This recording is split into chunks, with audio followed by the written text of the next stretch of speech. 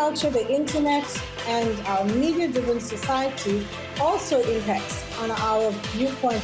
Assalamu alaikum, shalom, shalom, and especially to Angelica in Brazil. Leadership in the context of it's important that we as leaders have somebody that we're following. We just honor God today and just thanking you for the honor to. But he knew who he is, who he was, and in God.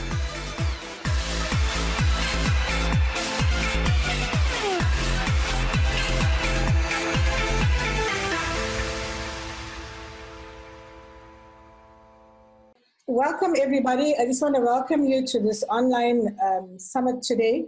I am so honored today to have Erica Goodman in London. We've got Angelique Dutoit in Italy. We've got Angelica Arreo in Brazil and Marjanita Ripley, who's in the USA. Combined, I think we have a lot of experience. We've got experienced speakers, authors, entrepreneurs, pastors, and a psychologist on board. So I believe that when they speak to all of us, they're going to be speaking, all together, going into helping us to become good and great leaders during a crisis. It's definitely an all around the world online trip, and I'm sure we are all going to enjoy this journey. I believe today is going to be awesome and an absolute educational experience for all of us. So I'm going to be speaking first, and then I'm going to be handing over to Angelique. I want to start off today by sharing a quote which says, "I believe that the world as we have created it is a process of our thinking. It cannot be changed without thinking. The world as we have created it is a process of our thinking. It cannot be changed without thinking." And that is from Albert Einstein. So I have to ask the question, why are we all tuned into this broadcast today? I know from a perspective of us as speakers, we have people on our minds. Our minds have been focused on people. Our minds are concentrated on people, and we are mindful of the many people whose lives have been disrupted. The many people whose lives have been disrupted in such a way that people have lost lives, people are sick, people don't have food, people don't have accommodation. There's so many things that have happened. And that's why I believe that, for us, we need to be focused on people. That's what we leaders do. And I believe that you as delegates, you want to learn, you want to be empowered, you want to grow. And life has certainly been disrupted. It's been disrupted all across the world. A virus has left its mark. A virus has left its mark. It's affected everyone, irrespective of our status, irrespective of our wealth, irrespective of our positions. But we have the ability and the power to arise in the midst of adversity, arise in the midst of these circumstances, arise in the midst of this crisis. However, every person has the ability, has the skills to pass this test. We have to have a new strategic thinking ability, because that is what is required. All the training we've received for emergency situations is really inadequate for what we are going through at this time. So how we respond in this critical situation will determine whether or not a successful outcome is on the horizon. And so my task today is to encourage you, to inspire you, to motivate you, so that you can develop and become great and extraordinary leaders. Leaders who can lead effectively during a crisis. We have to learn leadership principles continuously in order to stay relevant, in order to be successful leaders. And we have to have new mindsets every day. Every human being has a different take or a different viewpoint or perspective on leadership. Your perspective and ideas of leadership is what makes a leader. But it is shaped through our personal experiences, through our family backgrounds, through our career backgrounds, our demographics, and a whole host of factors. In today's culture, the internet and our media-driven society also impacts on our viewpoint of what leadership is all about. So as leaders, I believe that we need to strive to make the world a better place, a brighter place. We can make our homes, we can make our communities a brighter and a better place during difficult situations, during difficult times. Successful leaders invest in developing their leadership skills. Committing today to this time of empowerment, to this time of education, is actually a start to developing our leadership skills and our leadership abilities. Leadership is not something that we go into half-heartedly. We have to be highly motivated in order to be effective. So the last few months have been real unprecedented times in our lifetime. We've never gone through something like this.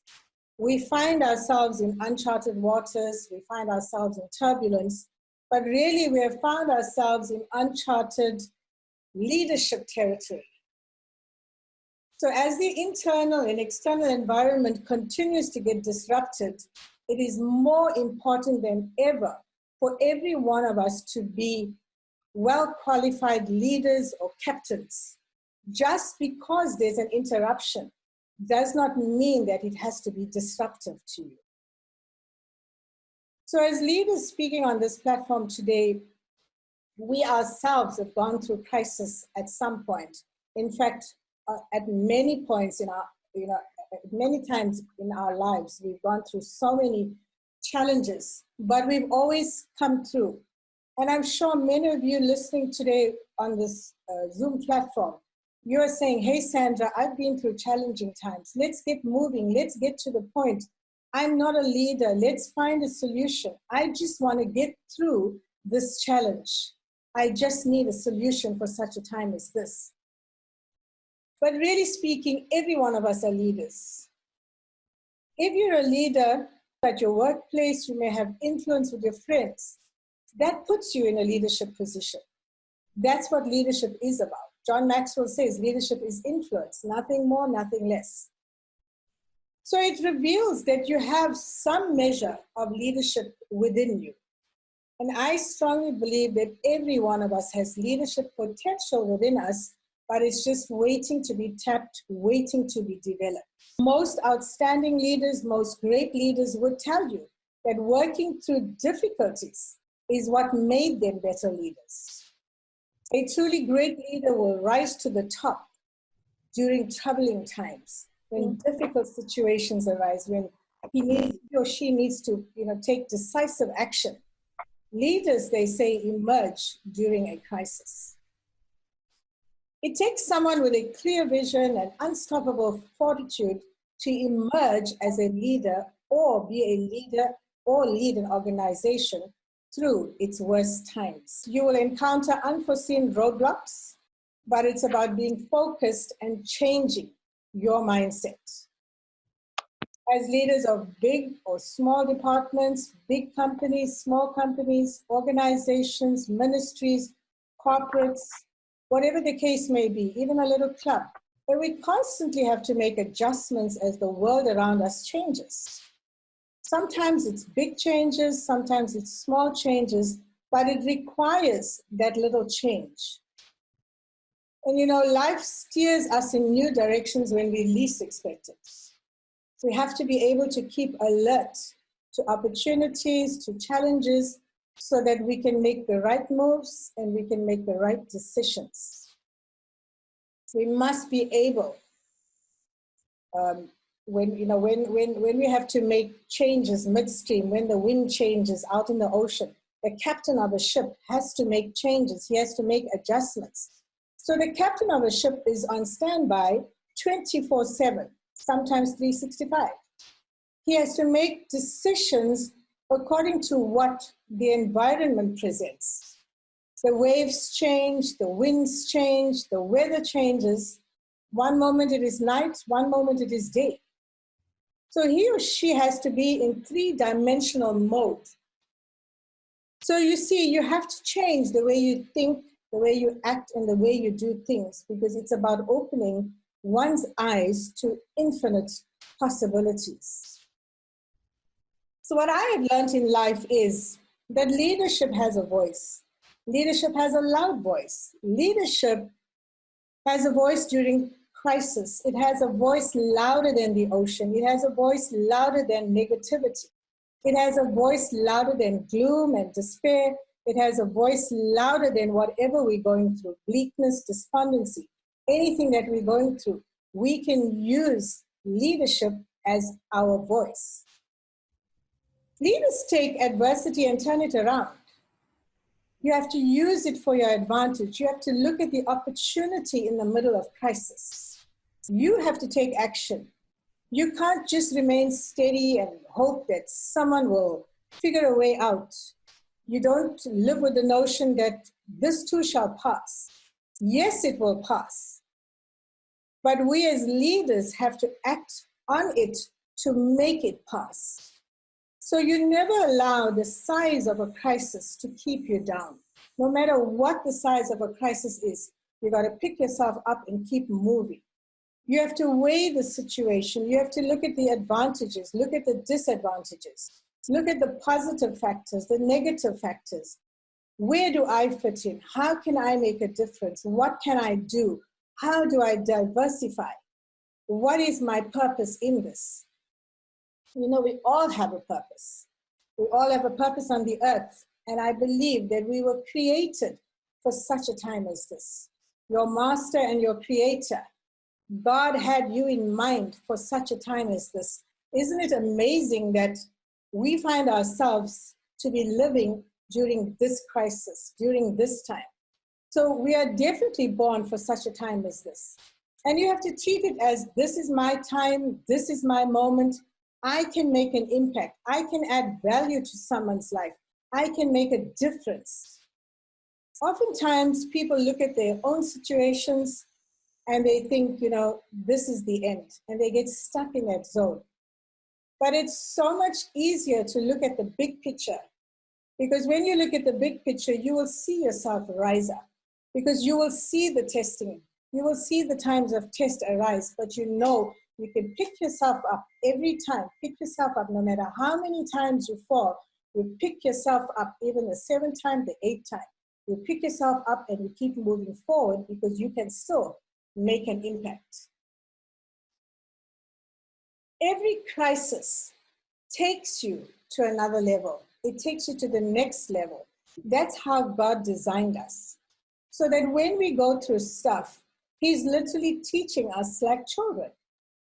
Get it right so that I can take you to the next level. And when you get it right on the next level, it takes you to the next. So it's not a difficult thing to do. You have to remember, it's not a roadblock. It's a stepping stone to where God is taking you to. So we continue improving on what we did yesterday, because crisis is never a wasted experience. Or should I say, we should never waste a crisis, because there's so much good that can come out of it. A crisis provides a leader with a platform to get things done with a new mindset and with a new perspective. Old thinking has to go. We've got to let go of the past. We've got to let go of things we used to do. During a crisis, you learn who the real leaders are and whether they can stay their course. Leaders are not made in a crisis. Leaders are revealed during a crisis. True leaders come forward during challenging times. When you're in a tight squeeze, what's on the inside of you comes out. When you squeeze a lemon, you get lemon juice. When you squeeze an orange, you're going to get orange juice. So true leadership ability arises during those times of uncertainty. And we as leaders need to discipline ourselves to stay focused in times of crisis so that we do not get distracted. We all know great leaders. We've all come across great leaders. We've all interacted with great leaders. Every great leader has waged through severe storms, through severe times. Our current presidents in all of our countries are going through a tough time, but they're doing an excellent job. Everyone has an opinion about what they say or they do. There's negativity thrown back at them, but does it stop them? No, because they are great leaders, and great leaders keep moving forward. They look at what's on the horizon. The world has certainly had its share of disasters and challenges, but every single time, someone has stepped up, someone has pulled a nation back, someone has had to become a leader for that time, for that moment, for that situation. They had to change their mindset so that they were able to take their nation smoothly through a crisis or to the next level. So what sets a great leader apart from others? What do you need to have in order to be a great leader during a crisis? Number one, mindset is one of the greatest predictors of your level of success. It is one of life's greatest determiners. Your mindset is what you view the world with. Number two, successful leaders lead by example, and they choose not to rest on anything ineffective. Instead, they shift and transform their thoughts when necessary to evoke a desired outcome. Number three, you need to be in a constant updating mode.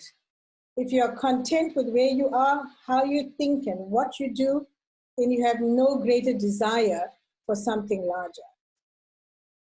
Number four, embrace change and realize that we play a role in making it happen. It can become uncomfortable and challenging, but we can move forward. Number five, we must learn, unlearn, and relearn. The world is fast changing. What you learned in school and what you learned at university has so soon become outdated. It becomes outdated even before you pay your school fees. Previously, your degree would last an entire career. Now, in a few years, you have to unlearn and start relearning things. So you have to learn, unlearn, and relearn.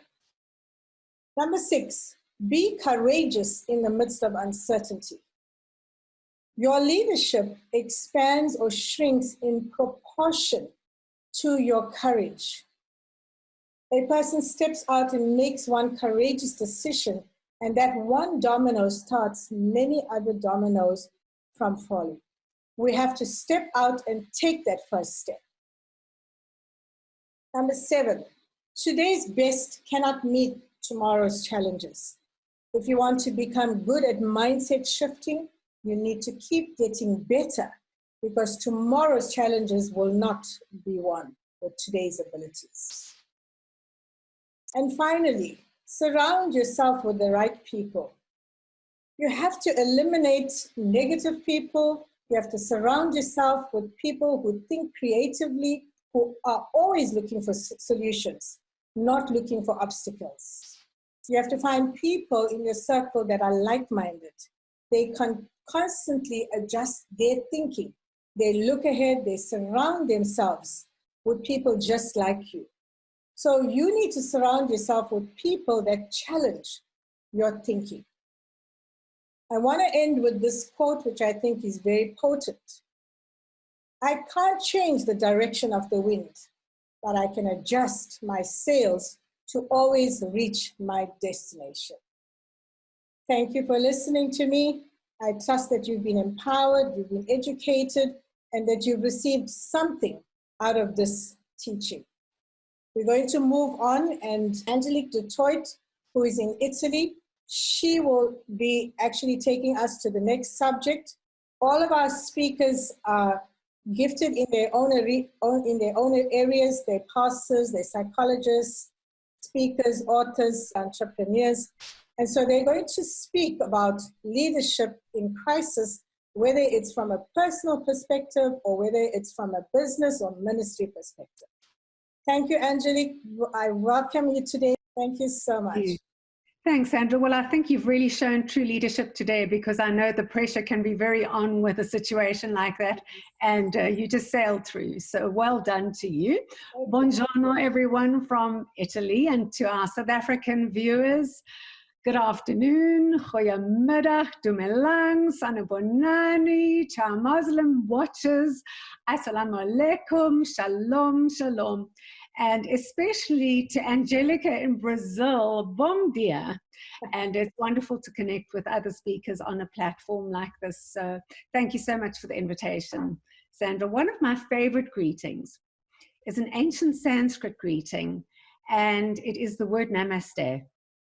And it has a wonderful meaning because it says, the greatness within me greets the greatness within you. And I think we would all agree that right now, what the world needs is greatness and light. I love Marianne Williamson's quote where she says, when we allow ourselves to shine, we give permission for other people to do the same. And I believe with all my heart that it takes great courage, great hope, and lots of light to be alive in the world today. And leadership is about giving people hope. You know, thousands of years ago, the prophet Isaiah was trying to encourage a nation in crisis. And he said wonderful words to them. He said, arise and shine, for your light has come, and the glory of the Lord has risen upon you. In our contemporary version, in a language we really understand, in a world that we can truly relate to in 2020, it says this: arise from the depression and the prostration in which circumstances have kept you. Rise to a new life and shine, be radiant with the glory of the Lord. And I think that is such a beautiful invitation for us as leaders, because depression is at its highest level. Anxiety and fear and panic is what doctors are seeing in their rooms more than anything else right now. And so what is our role as leaders? Our role as leaders is to be conveyors of hope.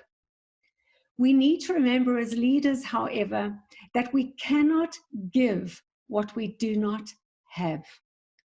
So true leadership starts from within. What do we need to shift and change on the inside of us so that we can give what the people who are following us require? For me, I have decided to become a purveyor of hope. When you purvey something, it means not only do you pass it on, but you impart it. Because leaders are required to see things from a helicopter view, rather than just at ground level. You know, the panic that has swept the world over this period has had everybody topsy-turvy. But it takes a leader to be able to get up to a high level and say what needs to shift, what needs to change, so that we can be these purveyors of hope. Very, very important for us to remember as leaders that we cannot give what we do not have. You cannot give encouragement if you don't feel encouraged. You can't give hope if you don't feel hopeful. If you don't have faith, you can't inspire somebody else to have faith.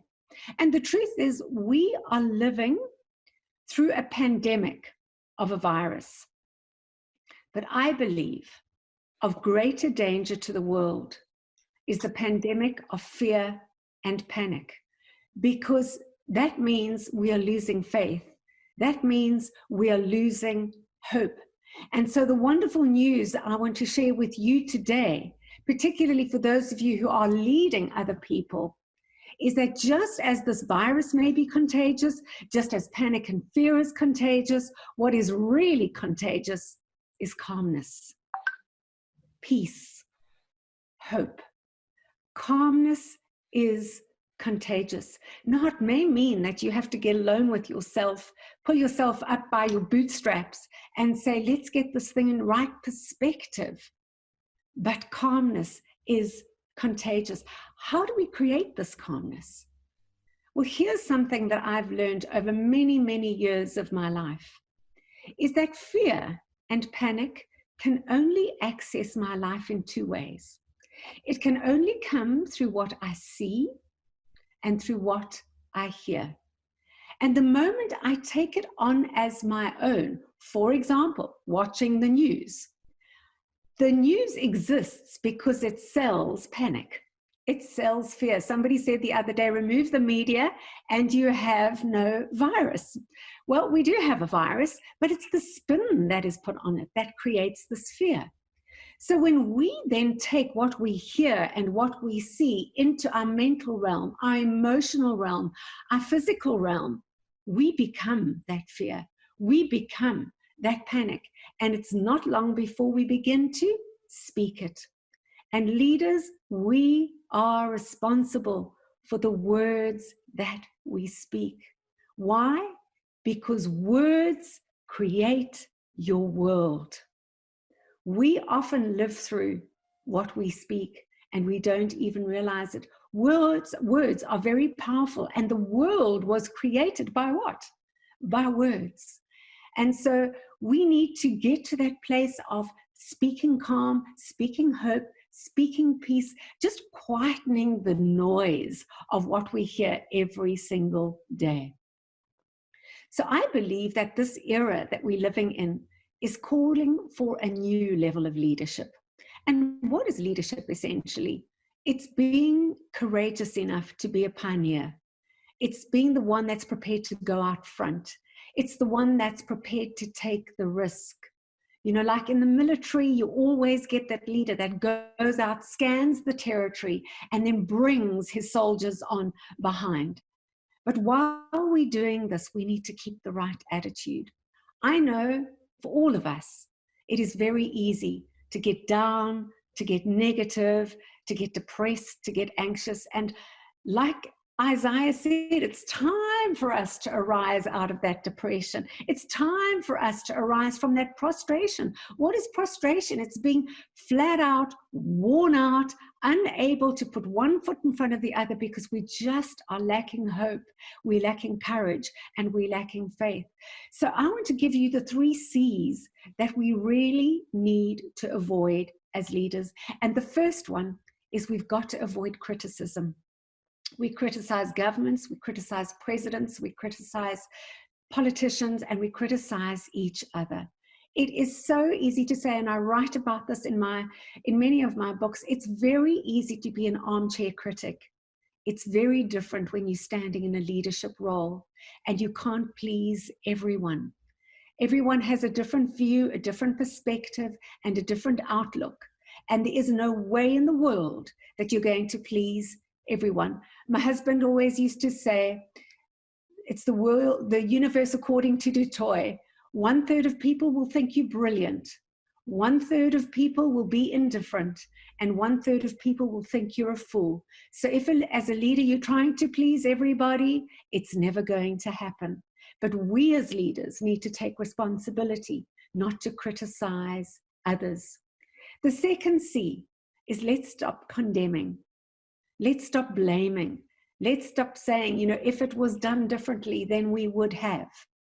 Because condemnation loses hope. And the third C is let us stop complaining.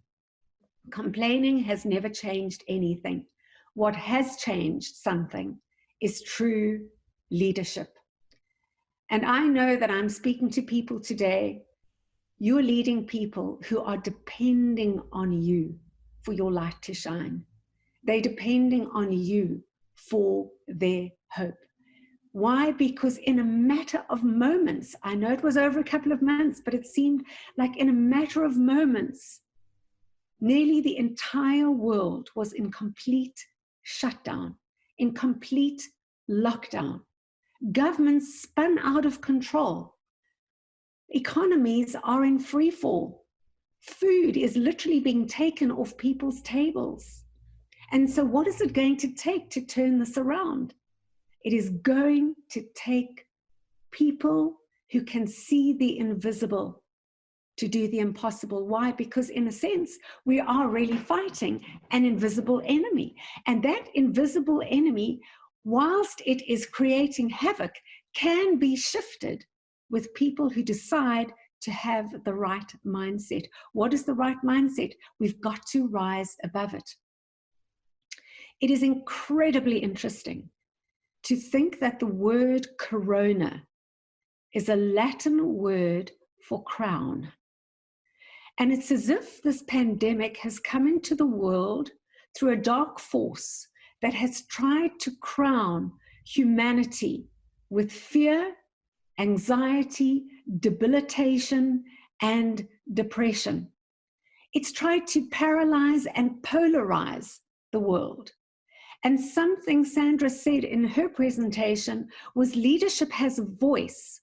And you know that every time I see somebody behind a mask, I think to myself, their voice is being stifled. Their voice is being covered. And so we have to see this pandemic go. And as chaotic and as amazing as these circumstances seem, because I don't know about you, but sometimes I feel like I'm living in a parallel universe. I do believe there is divine order behind it. And what do I mean by that? I mean that I believe the world needed to be put on pause. The world needed a reset because we were a world that was spinning out of control. We were rushing everywhere, yet going nowhere. We were frenetic in all of our activities, but we were producing very little. We were producing lots of pollution and lots of damage to the world, but perhaps not doing much for humanity. So I believe that this divine pause has come about for us to reframe, to review, to restructure the way we live life. And if ever there was fertile soil for people to rise up in leadership, it is now. Because I believe God, in all of his wisdom and all of his omnipotence, is giving us another opportunity to say, come on, humanity, you can do this differently. But it is going to take people with inner grit, resilience, determination, stick at it ability to say we're going to push through that which has tried to smother humanity at its very core. So for me, influential leadership is not about having the corner office. It's not about having the degrees and the title. It's not about having the salary that goes with it. It's about having the authority that comes with influence. You see, if people have to obey your instruction just because you're a leader, you probably are not influencing them. All you're getting is malicious compliance. But when you can influence people and they follow you because they choose to, suddenly your leadership takes on another dimension. And the dimensions of those types of leadership come with care, compassion, giving, concern, really taking others into account. And so all of the people that you are leading are going to be emerging into a new world. What are they going to find in you as a leader? Are they going to find in you somebody who's yourself hit the panic button and saying, I don't know how our company is going to get through this. I don't know how our family is going to get through this. Or are we going to rise to a higher level and say, how can we bring in fresh, strategic, creative thinking to do things differently? I believe this is a call for leaders to come up to a new level with sound, godly, resolute, uncompromising approaches to leadership. Because those who can exert influence are the ones that can keep the boat afloat while the storm is raging. And so that is my outreach to you today, is to be able to go away, look at your own circumstances, look at your own heart, look at your own environment and say, how can I become a queen of hope? How can I become a king of hope? How can I purvey this hope that the world needs right now? Because here's the thing, tough times don't last, but strong leaders do. And it is just my personal conviction that I don't believe the shaking is over just yet. I think we've got a lot of repair to do. I think we've got a lot of reparations that we've got to go through. I think we've got a lot of human bonding that we've got to get through. But I believe that we can bring about significant influence when we make our voice heard. And what do leaders do? Leaders are not ostriches. We don't dig our heads in the sand and pretend it doesn't exist. We've got to face the reality. And the reality is we are emerging into a new world. What that new world is going to look like, I am very hopeful, but it's going to take a lot of courage. So why am I in Italy and why am I speaking to you from across the ocean? Because I've had to learn leadership at many different levels in life. Firstly, I'm an uneducated woman who had to leave school at standard 6.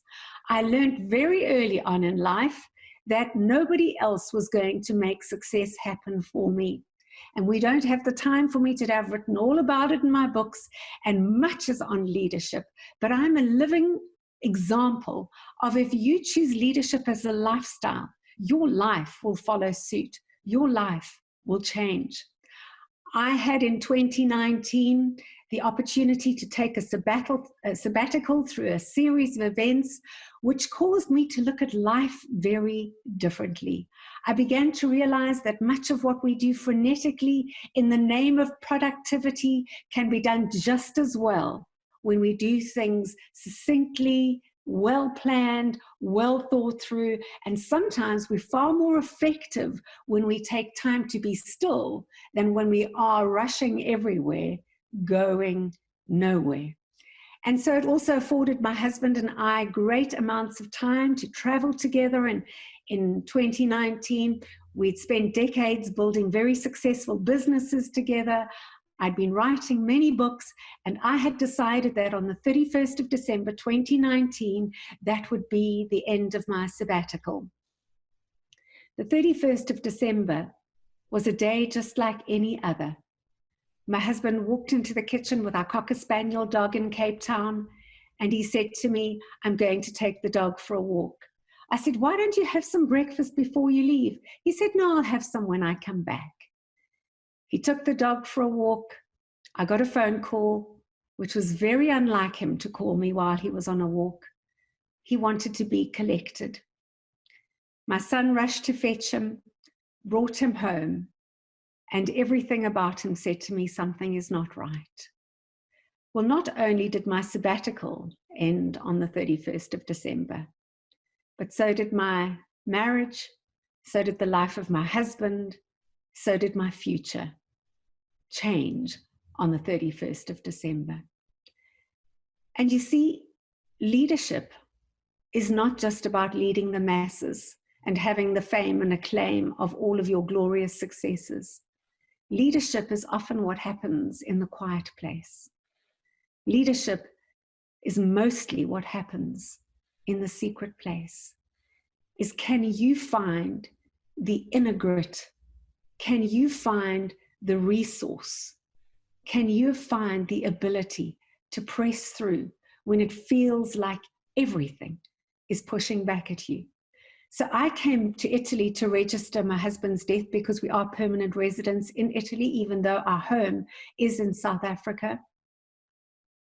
And then I was due to go back in March, and COVID set in. And so I was in total isolation, not another soul around, completely on my own. And I want to say to you, that's when you know that internal leadership counts.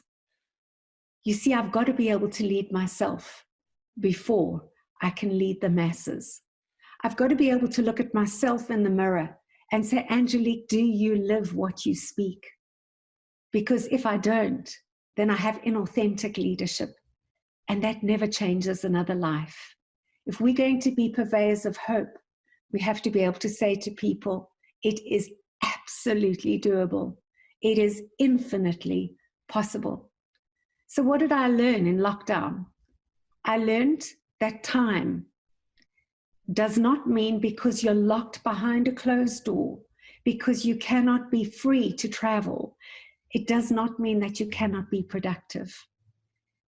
I have started podcasting. I've started having meetings on Zoom. I've started connecting on platforms like this. And you know what is so wonderful? Is you reach more people on this global platform than we could ever have had by climbing in an aeroplane and leaving our carbon footprint to go to another nation to do one or perhaps two meetings. I've also learned that opportunity doesn't disappear when circumstances change. In fact, opportunity is everywhere at every moment in time. The only thing you need to be is aware and available to make sure that you make the most of that opportunity. And lastly, what I learned is something that I have built my life on, something that launched my very first book and my speaking career, and that was the power of choice. We win or we lose by the way that we choose. And as leaders, we do not have the opportunity to have the X factor. And the X factor is not a reality program. The X factor is real life. And that X factor is we've got to get rid of our excuses. We as leaders cannot afford to fail those who are following us. And therefore, we need to find our inner resource. The most powerful lesson of my entire life, of my entire testimony, is this: God is the final authority in my life, and He will never fail as my leader. And therefore, I can give hope to others that through my leadership, I can show you the true leader who will always be there for you. So thank you for your time. And just remember this, that hope will always light up your way. Ciao and arrivederci. Thank you, Sandra. Angelique, that was such a powerful presentation. You know, depression, panic, fear is never in the vocabulary of a true leader. So I believe that we need to be effective leaders wherever we are. I also believe that with us being leaders, they say charity begins at home, but leadership also begins at home. If you can't really be a true leader, an effective leader, a great leader at home, you cannot be a leader out there in the world. You've been an exemplary example of leadership in your personal life, and today I salute you for that. I've followed you for a long time, and I've just been amazed at your story. And you know, even with the December issue, we are so sad about it, but you've come through so much in your life. And I just want to salute you for that. Thank you so much. I appreciate that. Thank you. Okay, next up we have Erica Goodman. Erica is from London. Erica, we welcome you. We're so excited to have you all the way from London. I'm using my daughter's laptop, and I'm thinking it's touch screen, but it's not. Thank you so much, Sandra. It's a pleasure being on here with all these incredible ladies. Angelique, thank you for what you shared. Incredible. Thank you so much. I've got a lot from that. I want to speak on leadership in the context of it's important that we as leaders have somebody that we're following. And you know, in my case anyway, I can say that as a leader, it's important that I have somebody that I'm looking to give me direction, and that person in my life is God. And one of the things I've learned from this experience that is every once in a while you'll get an I've never been through this before moment. And in this instance, we're all pretty much in the same boat around the world. And we can all say that we're all in I've never been in this experience before moment, where our world is locked down in such a way that, you know, our movements are restricted. Everything that we've done in the past is restricted. Excuse me. And I'm reminded of the scripture in Psalm 23, where it says, though I walk through the valley of the shadow of death, I'll fear no evil. The Lord is that shepherd that we have. He says in the scriptures, I have everything I need. He gives me rest in green pastures. He leads me to calm waters. He gives me new strength for the good of his name. He leads me on paths that are right. Even if I walk through a very dark valley, I will not be afraid because you are with me. Your rod and your shepherd's staff, they comfort me. So even in a time like this isn't a time for us to fear, to panic, because we have someone that we can look to, someone that we can hold on to, that's going to give us courage, that's going to give us peace, that's going to give us stability in a time like this.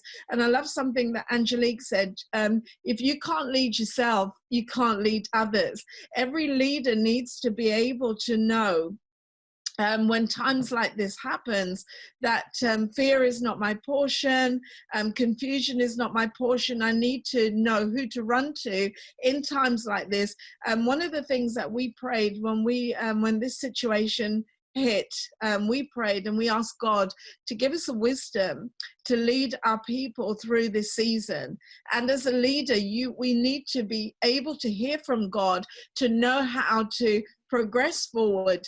And all those that are watching us, all those that are looking to us, we need to have the know of this is where I'm going. You know, there's some leaders today, they don't know what God's doing, they don't know what's going on in the world today.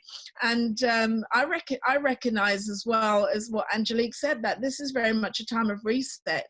I think the church, the body of Christ, has very much gone off track. We've gone away from the original commission, and I believe that God's resetting us and putting us back into focus, because there's many things that's come in to our world today, and we've gone very much into the entertainment and you know, just things that are just away from what God has originally called the church to be. And when we look in the book of Acts, the way the church looked to the way the church looks today is so far removed. And I believe that God is speaking to the leaders, especially leaders in churches, that we need to go back to the original blueprint. We need to go back to the original plan that God has for this world. Why did Jesus come? We need to go back to that blueprint. And so I looked at a couple of people in the Bible. I looked at Moses, people that have been through, I've never been through this experience before.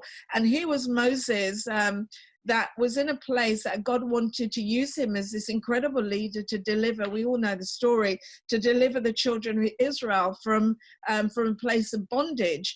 And Moses didn't see the leadership within himself, but when the occasion arose, everything in Moses rose up so that he could lead. It's important to know how to follow Christ as a leader during the season. It's not following our own ideas. It's not what the next person is thinking. What are you doing? I'm going to do the same. No, I need to know God's blueprint for where God's placed me, because my blueprint may not be what God has for you. You know, what God's building here in London, it may not be what God's doing with you in South Africa or anywhere else. So each of us needs to know what God is saying to us at a time like this.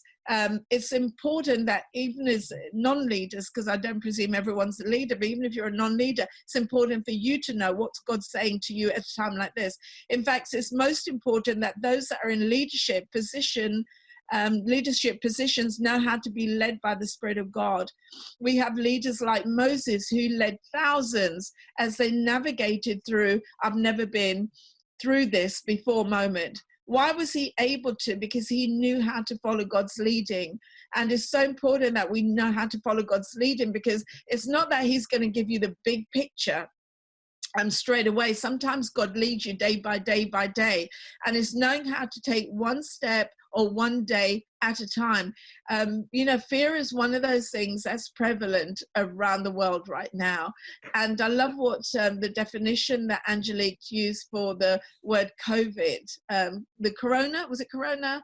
The corona as a crown. And yes, we see that crown. The devil's trying to put that on people's minds, that spirit of fear. You know, we go out and it's crazy. I don't know if it's the same here, but we're allowed, you know, they're easing the lockdown at the moment gradually. But when you go to the supermarket or you go out, people are so afraid they'll cross and walk in the middle of the road rather than walk past you, you know, because they're trying to keep this huge, you know, keeping this parameter away from one another. And you see this fear on our world today. And God has not given us a spirit of fear. That's one of the things we have to realize. God has not given us a spirit of fear, but a power, love, and a sound mind. And another person that I look at, you know, when we think about this moment, because, you know, when moments come that I've never been through this before, the first thing is panic that tries to set in, because I've never seen this before. I've never been in something like this before. How do I get out of this? What do I do through this? And Noah was another one that found himself tasked as a leader, and his ability to hear and follow God's leading. It not only preserved his life, and this is one of the things that we have to realize, this isn't about me alone. This is about everyone else that's reading me, that's watching me. We are epistles read of men. So people are looking at the leadership in you. People are looking at the courage that you're walking out. People are looking at the peace that you have, the joy that you have. Yes, we can't control the circumstances around us. We can't control what's going on in the world, but we can control how we respond to what we see in the world today. We can control. I make a decision to control how this is affecting me, how I'm walking, how I'm living. And I choose not to allow fear into my boat. I choose not to allow panic into my boat. I choose not to allow turmoil in my boat. I choose to, in this storm, in this situation, look for God, because sometimes we look at situations like this and we think we blame the devil, when sometimes we have to wonder, you know, when we look at Noah, we could say, oh, that was the devil, but that was very much God. And I was talking about this the other day. You know, we've just been in lockdown for about 3 months. Noah was in lockdown for about a year. And God was the one that locked him down. That was the first major lockdown that we read of in the Bible, where they went into lockdown and they couldn't go anywhere. They were locked down with husbands and wives and a bunch of animals. And they had to stay there until God lifted that lockdown and release them from that.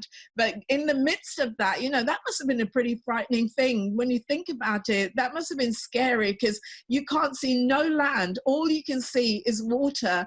And you're thinking, where does this end? How long is this going to go on for, God? And, you know, we read about the 40 days and 40 nights, but that's while the storms were going on. Can you imagine 40 days and 40 nights of this storm raging, and the boat is not calm? It must have been, you know, there must have been movement, considerable movement. It's not like the boats today where they have all these hydraulics and stuff that keeps the boat balanced. And so when they're going through that, then after the storm stops, they have to go through that waiting period before the water begins to recede. So there is that place that we must know God for ourselves. The scripture tells us the people that do know their God shall be strong and shall do great exploits. So Noah God was able to use him to navigate and to lead during a time of crisis, through a time that I've never been through this before. But how many of us know that just as important as it is to know how to lead, we have to know how to follow. We need to know how to follow. This is a time where we don't disconnect, but we know how to follow the direction. We need to know what God's saying, what is God doing at a time like this? What is the church going to look like? It's not just going back to what we were doing before, but we have to recognize that it's going to be different. The world is going to be a different place, and the means and the tools and the things, the methods that we had before, those are going to change. So when we come out of this, it's important that we recognize that when we come out of this, things are going to be different. Following God after the crisis is over, things are going to be different. As the lockdown is lifting, I'm sure it's probably the same thing in the different countries that you're in. You know, I think this week they're going to have some of the children back at school. They're going to open some of the larger department stores. So they're gradually, but even with the opening back, they've not said anything about churches over here right now. But as the opening back, they're saying that we have to keep that social distancing.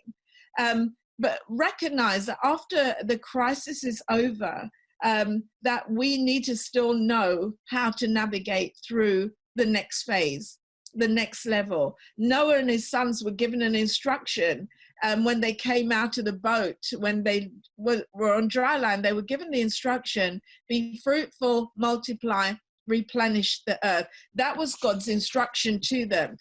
God didn't tell them to stay together. God said replenish the earth. So they were, that instruction means that you've got to not just congregate in one place, but you've got to spread out and multiply. Most people, when the moment has passed, we relax and we camp. We relax because, oh, we're out of this now, it's over, so we relax and we go back. Instead, we find Noah and his sons staying together. Noah became a father, and we know out of it Noah grew a vineyard. Noah got drunk, and because of that, one of his sons saw his nakedness.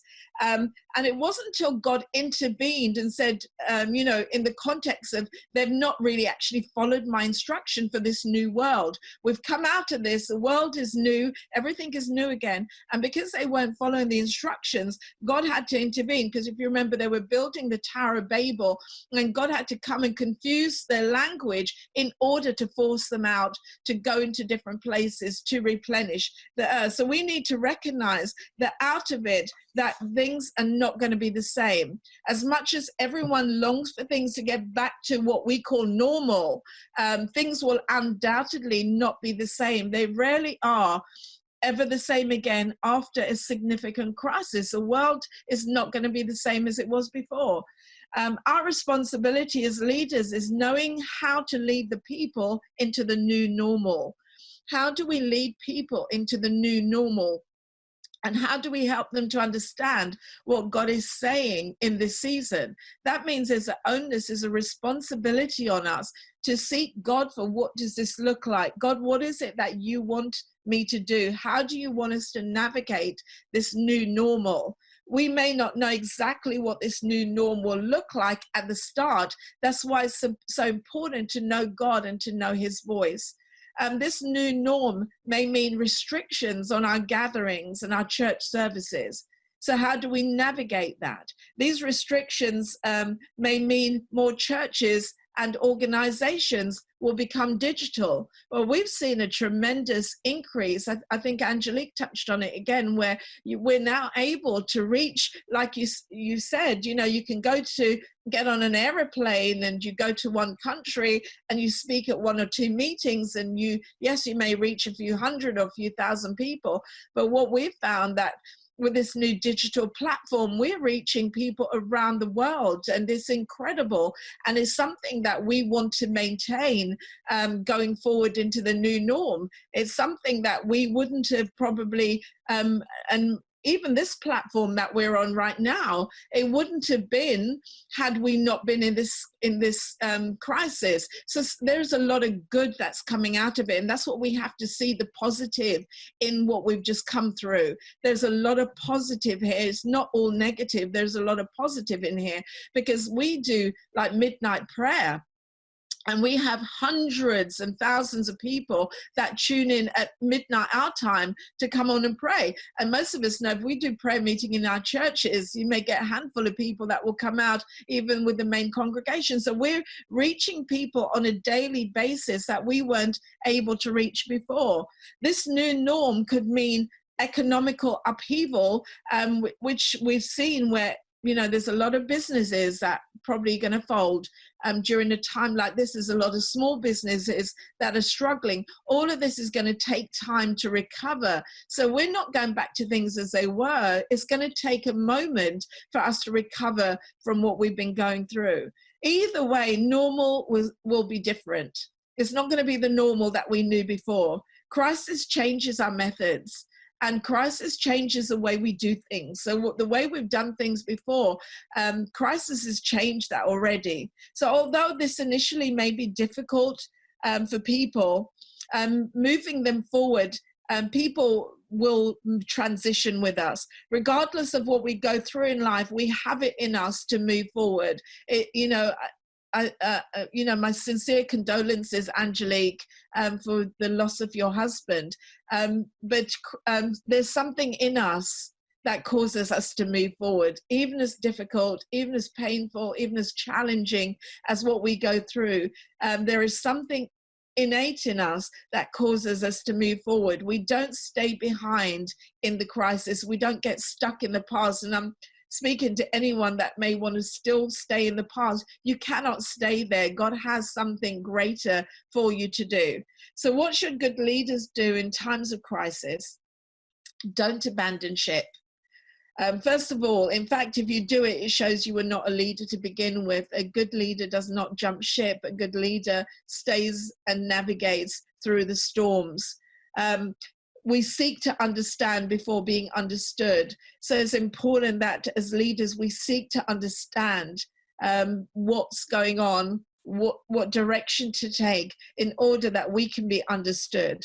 Strong leaders, when in battles, make decisions based on their experience, training, and intuition. David and Goliath is a great example of that. David was able to defeat Goliath because of his past experience and training. He'd killed the lion, he killed the bear. So who was this Philistine that now stood before him? So we rely on our past experience and training when we're leading forward. So some life application. There will be times when you will be misunderstood. I think, again, I'm not sure if it was Sandra or Angelique said it, you know, the 3 categories. I think it was Angelique. You know, you're not going to please everybody. You're not going to please make everyone happy. So there will be times when you will be misunderstood as a leader. You know, they criticized Moses when he was leading them out. They had a lot of criticism, but there will be times when you'll be misunderstood as leaders. And I think that's another one that God pressed reset on with the leadership, because a lot of times leaders tend to do things because we're trying to please people, but God wants us to act in a way that pleases him. So that's okay. That's okay to not please everybody, as long as we're following the leading of God and not our own. You will not always be understood as you lead, but that is not why you lead. A leader who knows how to follow the voice of God will not always be popular, but recognize that you're not doing this for popularity. If God has chosen you to lead his people, it always involves saving many lives. People who are not called to lead do not always understand what God is instructing you, but it's important that you seek him daily for what you're doing. I thank you for this opportunity to share on this platform. Thank you, Pastor Sandra, for this opportunity. And I pray that this blessed you and helped you in some way and built some courage or faith in you to continue as we walk out this season. Know that you're not doing it by yourself. Amen. That was an awesome word, anointed word. I love what you said, that the world is going to be a different place when we come out of this crisis. I know that God has activated the pause button, but he wants us to reset. And when we reset, we've got to be in alignment with his will, alignment with him in our relationship with him. Because there's so much going on, and you know, everybody's trying to speed up the process. But by trying to speed up everything, we're not really fixing the problem. Like you said, a lot of times we think it is the devil, but it's really God wanting us to reset, to refocus, to reframe our lives and start doing things the way he wants us to do. And I just trust that every leader like you said, will not jump ship, but will navigate through this process. And only a good leader, effective leader, a great leader will be able to navigate through this process in an effective way, like the way God wants us to. Thank you so much again. It was such a pleasure having you. Thank you. I mean, I would just love to carry on talking with you guys again. It's just an amazing experience for me. Thank you. Well, Marjanita, I'm so glad to have you on board all the way from America. So I'm going to hand over to you. Thank you. We just honor God today, and just thanking you for the honor to share and speak to the audience that we have. We also want to honor what you're doing with women all over the globe. And we're thankful for your husband, Pastor Clive Gopal, and your ministry. And with the two of you, you're making a difference and changing the lives of people, and especially leaders all over the world. And we commend you for that. And also your precious family, we are grateful to them. You've been here and blessed our people, and we've been there, so we've been treated royally. So we thank you for that. And also for the other speakers that are on the slate. What an outstanding job. We've enjoyed so far what they've been saying is so true during this coronavirus pandemic. What's happening around the globe, it's affected all of us. So we just want to encourage you today as we continue to talk about leadership. And I'm thankful for our church that are on board and the body of Christ, as well as the attendees that are on this leadership summit today, because we know that the number one investment in real estate is investing in yourself. And to be on this call today, to be on this summit today, is so vital that we do that. I want to just start with something funny. A little story. You probably heard about two antennas. We used to use antennas on TVs, and two antennas went on a rooftop. They fell in love, they got married, and they were like excited, but the wedding wasn't that much, but the reception was excellent. So I just want to start with that this morning. So with so much going on in the world, we met you and Pastor Clive through the late Dr. Miles and Pastor Ruth Monroe there in Durban, South Africa. And you guys really put on a big, horrendous reception for him and all that he meant to so many people all over the world. So I wanted to start. We're going to talk about today the benefits of crisis, the benefits of change, the benefits of crisis. So we want to start with the leadership definition by Dr. Miles Monroe. He said that leadership is the capacity to influence others, birthed from a conviction and produced by a purpose. That's a great definition from Dr. Miles Monroe. The definition of crisis is a time of intense difficulty, trouble, or danger. And I love what William Shakespeare said. He said, sweet are the uses of adversity. And we're going to find out today for a few minutes that there are benefits to crisis. We can look at a donut and we see a hole, or we see the donut. So we're going to focus on the donut and not the hole. There's a country that uses two brush strokes to write the word crisis. One stroke is for danger. The other stroke is for opportunity. So we want to look for opportunities. We want to look for the benefits. So we know a crisis brings out a lot. It's in the environment. It demands a new mindset. It demands a new, unscheduled response to what's happening around the world. So crisis will also reveal our true convictions and also our true beliefs. So we got to still keep our belief system strong and have the courage to move forward. So it's not what we go through in life, but it's how we respond to what we go through.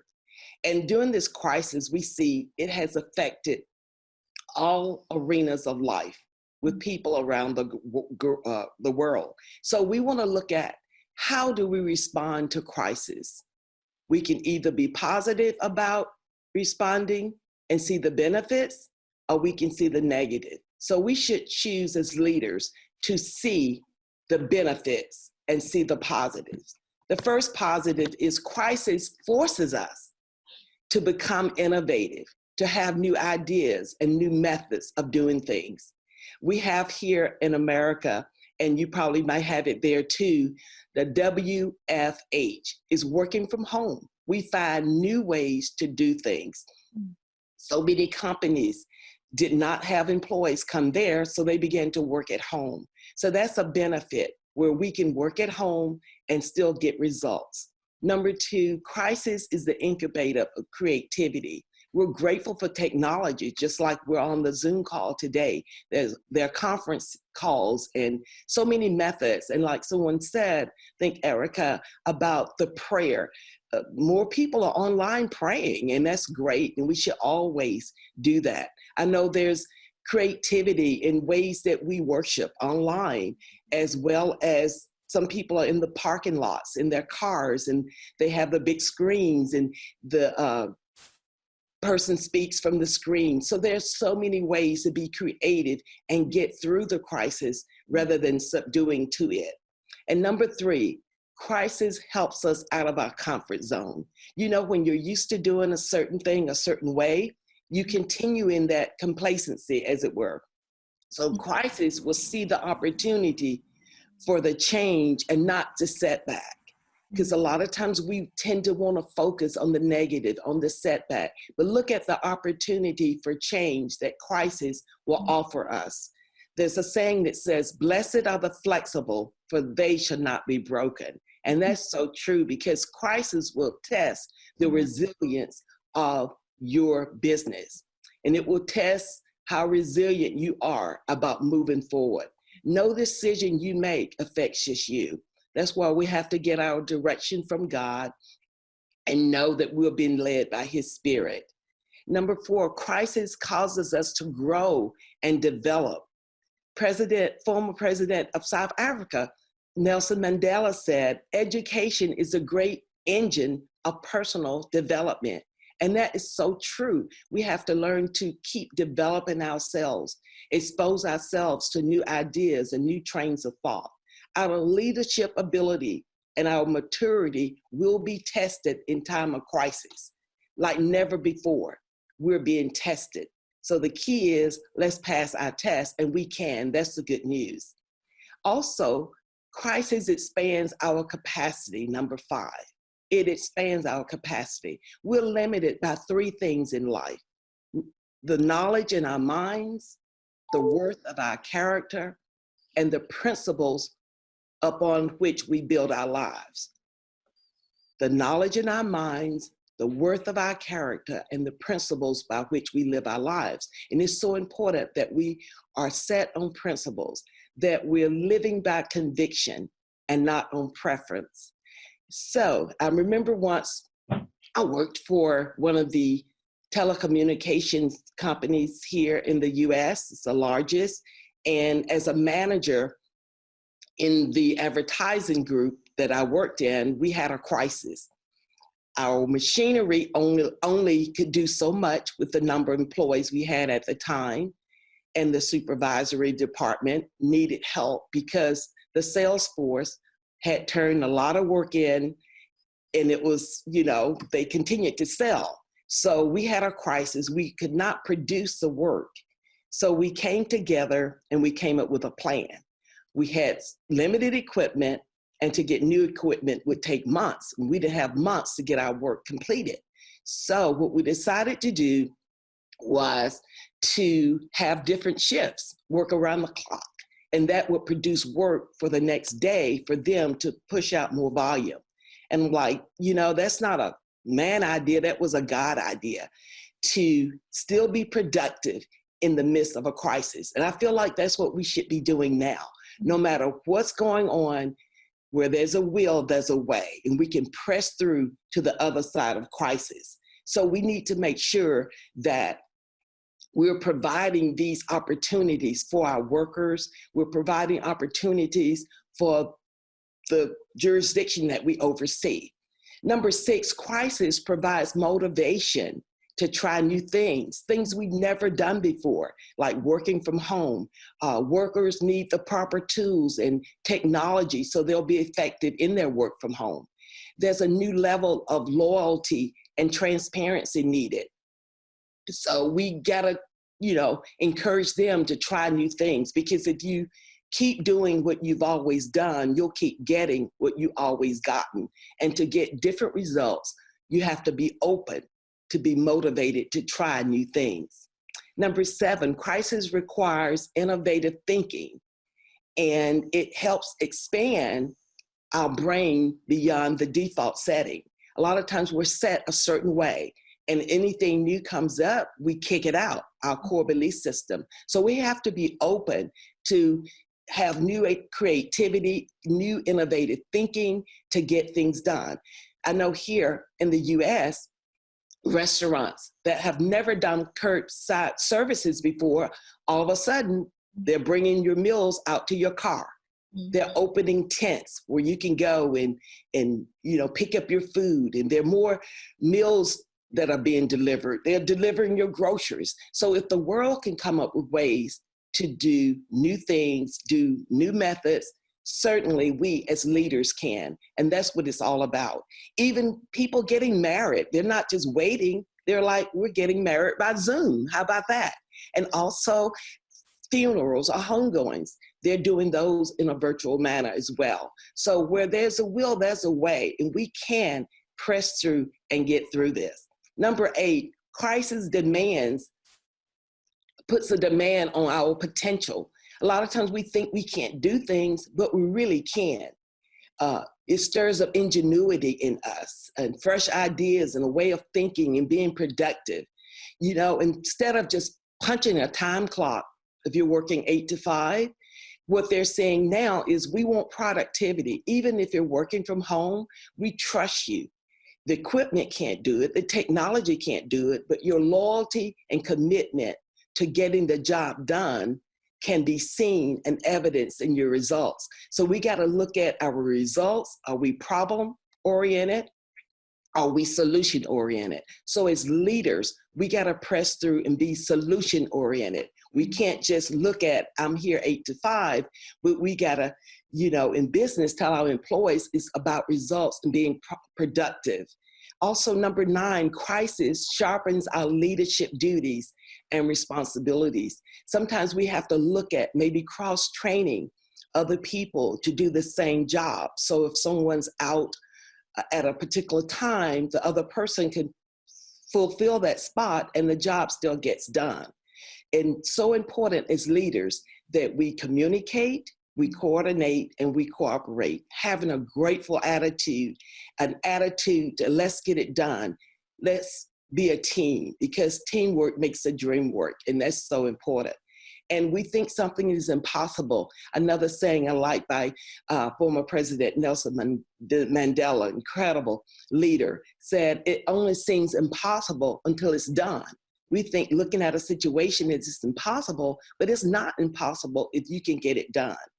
And number 10, crisis causes us to reassess our priorities. We should look to God.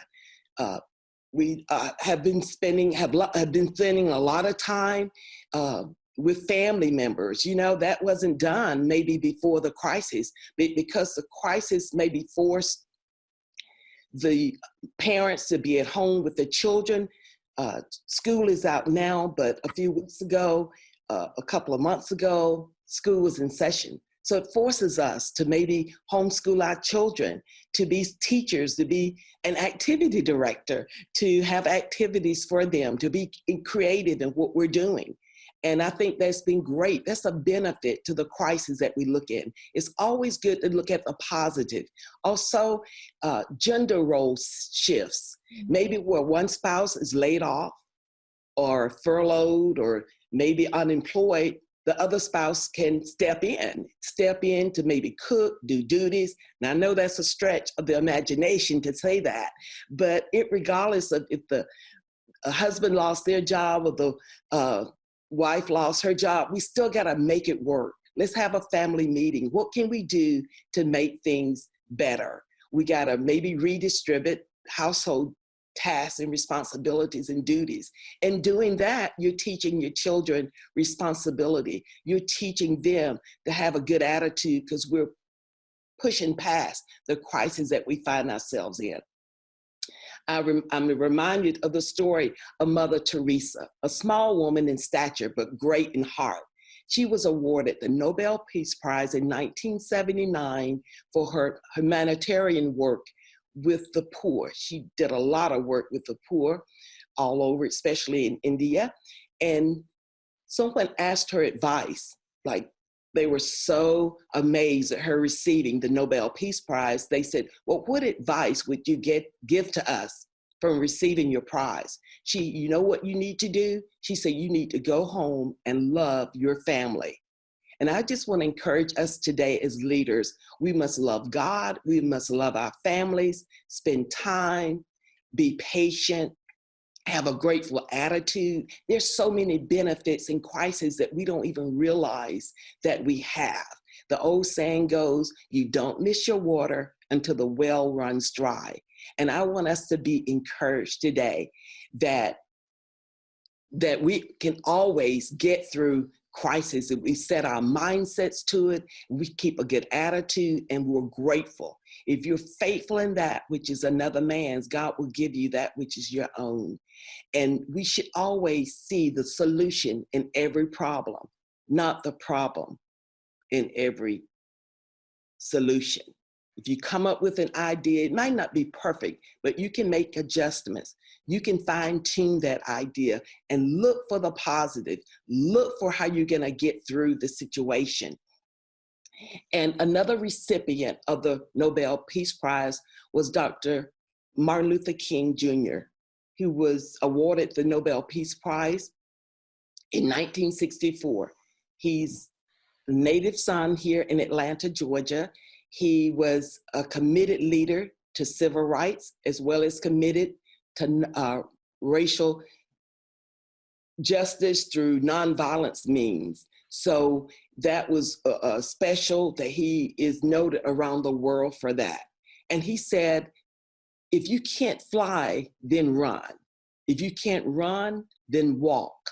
If you can't walk, then crawl.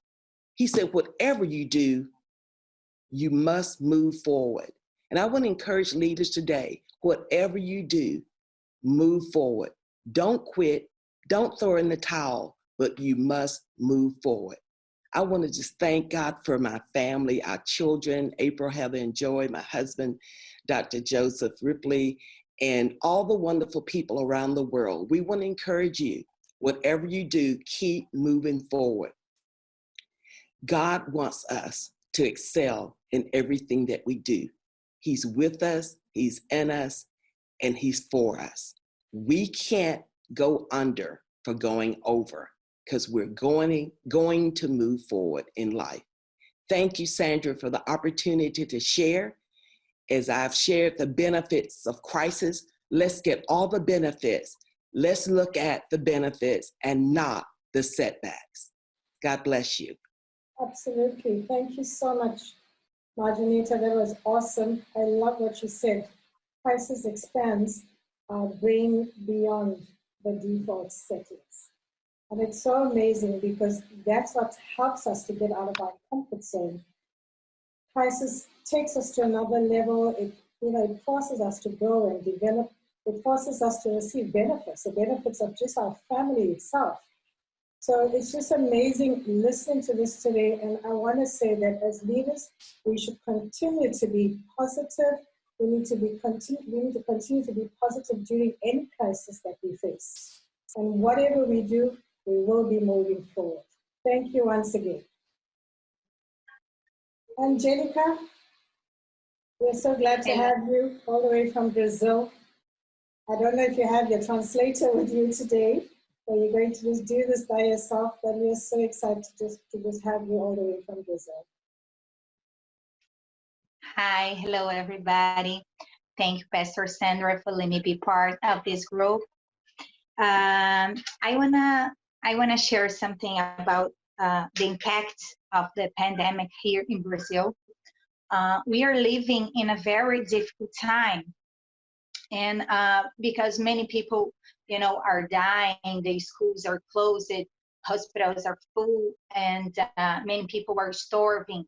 The economy has suffered a very big drop. But as a church, we feel that God is bringing a new time. It is a time of a great intimacy, a time to turn to do what He called it, the church to be on earth. And we really believe that God is calling the church to live a new time, time to feel compassion, to show love for the others, to reach out to those in need, and to go out of the temple and show the true love of Christ. So the church, our church, and the other churches here, we are helping the families with food and emotional support for those who are losing, their loved ones. We have been meeting by the Zoom, and even with the distance, we have had a Bible school for the children to keep them close. But let us talk about being a leader during crisis, right? Every time I look to the Bible, I see Joseph's life calling me for this great revelation. Because his behavior always was different that the circumstances was telling him. That means that the circumstances wasn't able to move the position of his thinking. In other words, circumstances cannot change who we are, because Joseph, when you look to his life, Joseph always responded to his crisis in a positive way. He had strategies from a leader, and even in the face of crisis, his actions was according to the way that God called him to be. So as we can see, God calling him to be a leader. Like, for example, in his house, he was different. When he gets before Pharaoh, he behaved as such. And when he gets at the prison, he was placed over the other inmates. So he positioned himself as a leader even before he was officially placed in that position. Because he understood that no matter what situation he was, he had a word, he had a call, and he had a promise. So this make a whole difference, when you know who you are and who called you, you position yourself as such one. And just like Dave did before the giant, when you look to Joseph's life, he faced a crisis in different areas of his life, but he knew who he was, in God. So the Lord was with him, and that is the secret. If the Lord is with us, we have everything, If the Lord is with us, we can do anything. And no matter what the circumstances are screaming to us, if he made a promise, it will happen. And when you look to Joseph, we can see that he had a pure heart. It doesn't mean that he didn't suffer, but he didn't let himself be overcome by pain. So my question to us this morning here in Brazil this morning is, what are our responses to crisis? What are your responses to crisis? Because our reactions speak much more than our actions, because actions are planned, but reactions are involuntary. So our reactions only put out what is inside of us. We can see that when God took the people to the desert, the Bible says that he wanted to know what is in their hearts. So we react by what we are. And Joseph understood that he was a leader, and no matter where he was, he would be what he was called to be. So there will be times that the scene, the environment, the atmosphere will want us to put us down, you know, but trying to undo where we were created to be. But time of crisis is a time of process. It's time of preparation. It's sometimes it hurts a lot. And we think that we were being destroyed, you know, but in the reality, God is building us. So crises are not to destroy, but to build. And crises are installed to get us out of our comfortable zone.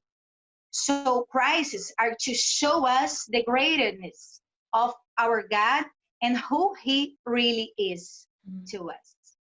So I wanna this morning to you put the word in your heart, you know, because God is not destroying you.